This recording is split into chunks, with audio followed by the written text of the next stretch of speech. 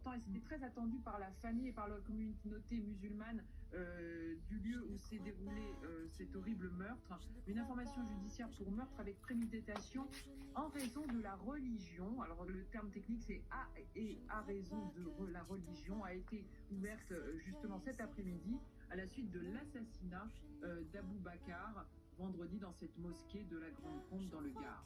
Mais Audrey, il faut dire que la famille, il y a quelques heures, avait demandé à ce que ce soit requalifié en acte terroriste. Oui, On peut préciser cet élément-là. Oui, effectivement, la famille a demandé, puisque vous savez que le terrorisme, c'est un acte qui est commis pour semer la terreur dans une communauté, donc c'est entendable, et peut-être que d'ailleurs l'enquête va faire évoluer les choses, mais à l'instant T, le procureur a considéré qu'il valait mieux laisser à la brigade criminelle locale le soin de mener cette enquête, sachant quand même qu'il y avait 3 observateurs, 3 policiers de l'antiterrorisme qui étaient présents à tous les moments, à toutes les étapes de l'enquête.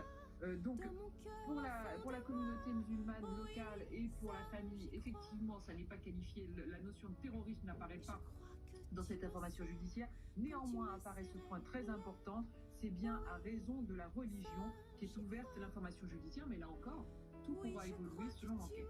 Et justement, qu'est-ce qui va se passer dans les prochaines heures, les prochains jours, Audrey, puisque là, le suspect est en Italie, un mandat d'arrêt européen doit être lancé, doit être émis. Oui, alors effectivement, entre la France et l'Italie, les relations sont bonnes et donc il sera rendu à la France très rapidement. Ça, on le sait, il a déjà été entendu par la police italienne.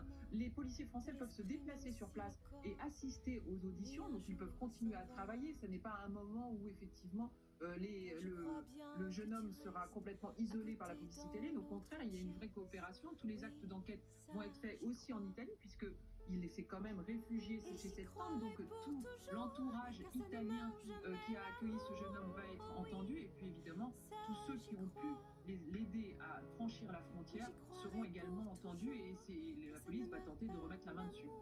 Merci beaucoup, Audrey.